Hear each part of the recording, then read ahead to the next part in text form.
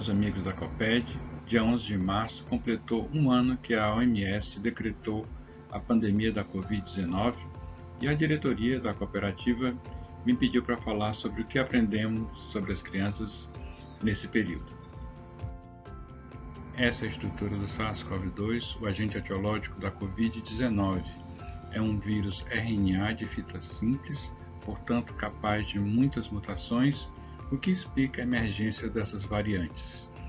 Aqui ele está se ligando à estrutura chamada enzima conversora de angiotensina 2, que é o local onde se liga as células através da espícula, destacada em vermelho, e sabe-se que as crianças têm menos receptores do que os adultos. Talvez isso explique a diferença do comportamento da doença entre adultos e crianças.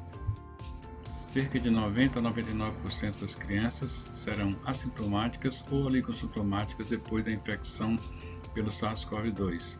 A mortalidade pela Covid-19 é pelo menos 37,5 vezes inferior nas crianças quando comparada com os adultos. Apesar disso, o impacto da pandemia da Covid-19 sobre as crianças é enorme.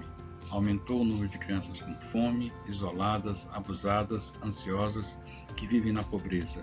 Ao menos 1 em cada 7 crianças ou adolescentes passou a maior parte do último ano confinada. Outro grande impacto para as crianças foi o fechamento das escolas.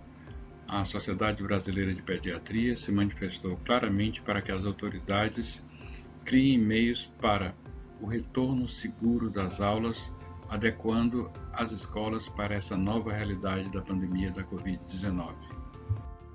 Os sinais e sintomas da Covid-19 em crianças são bem inespecíficos, com destaque para tosse e febre, que são os mais comuns, mas pode ocorrer falta de ar, eritema faríngeo, dor na garganta, diarreia, mialgia, fadiga, rinorreia, vômito, congestão nasal, dor abdominal, conjuntivite, lesões de pele e perda do paladar ou do olfato, esses últimos, os mais específicos associados com a doença. Como a grande maioria das crianças apresentará apenas sintomas leves, elas devem ser, na maioria das vezes, tratadas apenas em casa. Mais importante do que uma prescrição de medicamentos é orientar os pais sobre a prevenção da transmissão, os sinais de piora clínica e o que fazer nessa situação. As principais manifestações de piora clínica são a insuficiência respiratória grave, a dificuldade em respirar, sensação de dor ou opressão no peito, cianose facial ou labial, achados associados ao choque e a incapacidade de beber ou reter quaisquer líquidos. A triagem por telefone de crianças que possam necessitar de hospitalização é um recurso interessante. As consultas de rotina não devem ser interrompidas, deve-se obviamente avaliar o risco-benefício, priorizando os cuidados com o recém-nascido e da vacinação das crianças. Recursos como visita domiciliar, telemedicina, readequação do espaço do consultório e agendamento em turnos diferentes são estratégias que podem minimizar o risco de transmissão dentro dos nossos consultórios. Devemos orientar cuidados sintomáticos de suporte para situações comuns a outras infecções virais, como infecção do trato respiratório superior, com descongestionantes nasais, tratamento da dor da faringite, soro oral para gastroenterite aguda, probióticos, tratar a febre com antitérmicos e cuidado na suplementação de vitamina D sem necessidade. Deve-se evitar intervenções não comprovadas como o uso de hidroxicloroquina, ivermectina, azitromicina, nitazoxanida, que devem ser recomendadas apenas no contexto de um ensaio clínico, que são bem-vindos. A mesma coisa em relação ao uso de anticorpos monoclonais, quando chegarem para uso aqui, somente no contexto de um ensaio clínico. Crianças com asma devem continuar os cuidados orientados para cada situação clínica desta doença. Crianças que fazem uso de inibidores da ECA, bloqueadores e receptores da angiotensina, devem continuar esses medicamentos como indicados pela condição de base.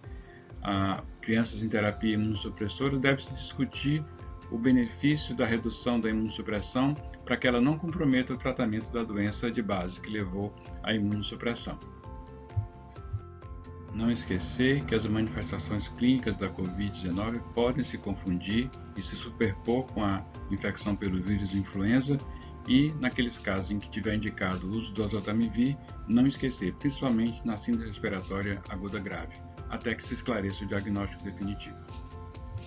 As crianças com Covid-19 podem necessitar de hospitalização caso desenvolvam doença grave ou crítica do trato respiratório inferior ou quando tiver algum risco de doença grave devido a condições subjacentes.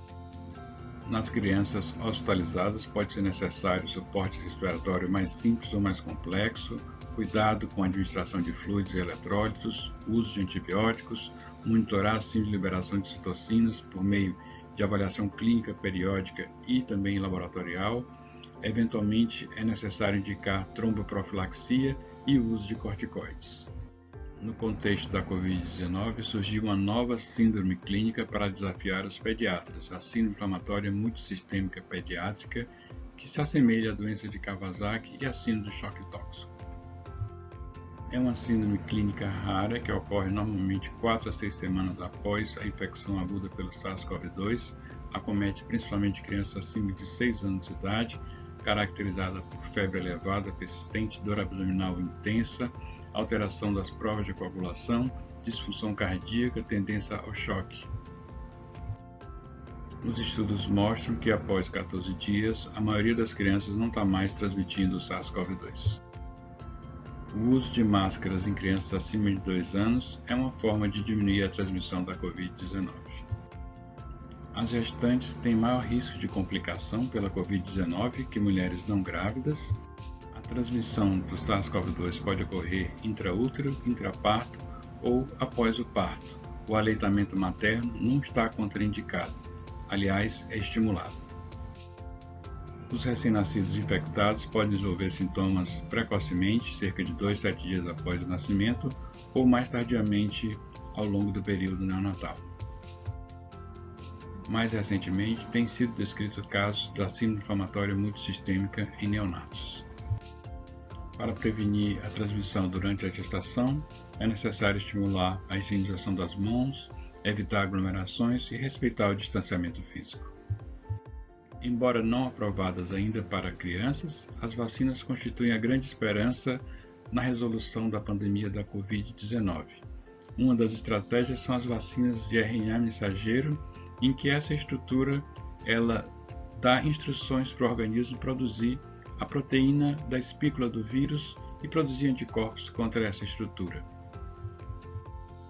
Outras estratégias inovadoras, como a utilização de vetores virais de adenovírus que não se replicam no ser humano, vacinas que purificam proteínas e servem como antígeno para a produção de anticorpos, e também temos as vacinas clássicas de inativação viral.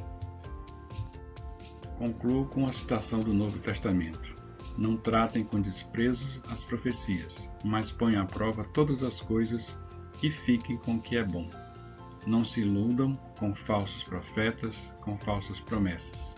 Assim é a ciência, que traz esperança, mas tem no método científico a maneira segura de trazer a verdade e o que é melhor para o enfrentamento dessa pandemia. Muito obrigado, uma boa semana para todos vocês.